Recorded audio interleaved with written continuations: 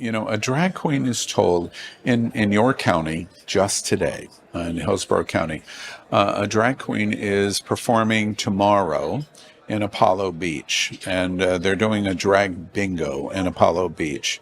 It's not Tampa. It's a bit more of a conservative community. And the bar restaurant in Apollo Beach informed the drag queen today that they're going to have to cancel the event because it might violate state law. There's no state law that it would violate. And they've received multiple threats against the business hosting it. And so as a result, in due diligence, the business has decided to cancel the event. When the drag queen gets the notice, your event tomorrow is canceled because you're a groomer or you've done something wrong or you've said something wrong.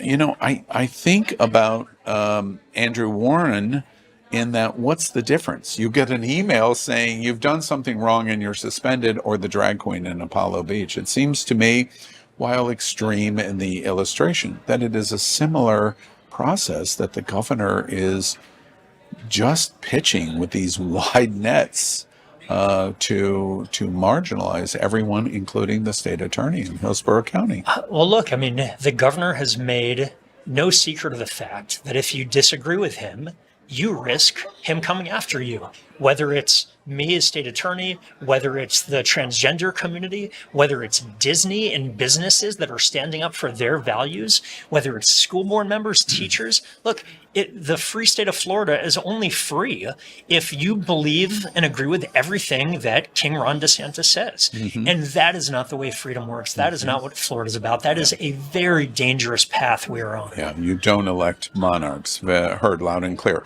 I'm also curious in terms of this email comes to you. Was it embarrassing to you? Family, friends, people around you, colleagues? Did you have embarrassment of that you have to evaluate, have I done something wrong? Did you have any of those feelings? No, nothing like that. I mean, first of all, this was never about just me, right? This was about much bigger issues that affect so many people, not just the voters of Hillsborough who elected me, but anyone who cares about free speech and the integrity of our elections. But it's frustrating, not embarrassing. It's frustrating because I knew the truth from the beginning, and it took months for that truth to come out in trial. And now that the truth came out, so people could see, again, the judge, a neutral arbiter of this, came out and said, Andrew hadn't done anything wrong. The allegations against him are totally bogus. The governor is the one who is breaking the law here. It was refreshing to know that a judge came out and told everybody what we had known from the beginning, that this was an illegal suspension and a political hit job. A political hit job. Before your situation, I had difficulty. I spent some time in looking at examples where a governor suspends an elected official in the seat of a state attorney, like in Hillsborough County. What's your reaction of a governor being able to suspend elected officials? That is the key question, right? Unfortunately, everyone looks at my case and frankly, so many issues in politics today through the partisan lens of tribalism, right? If I'm a Democrat, everything Democrats do is great. If I'm a Republican, everything Republicans do is great. This is about so much more than that. A Republican governor suspending a Democratic state attorney is bad for democracy and bad for our state, just as if it were a Democratic governor suspending a Republican state attorney over political disagreement, for a political stunt. That is bad for democracy. And what people need to understand is it doesn't matter whether you're Republican or independent or Democrat.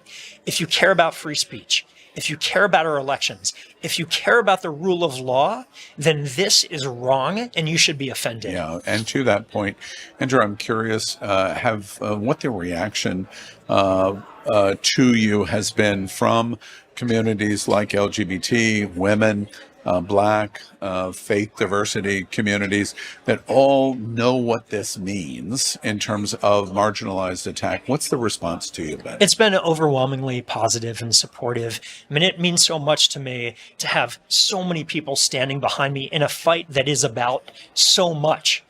But I tell you, one of the most reassuring things that's happened to me is the number of people who've come up to me and said, you know what, I didn't vote for you. I voted for the governor, but this is wrong. Because that shows that our democracy is functioning. When people can put aside their political allegiances and know what's important, fundamental values, democracy, our rights, our freedom, that gives me hope for the future in our state. Wonderfully said.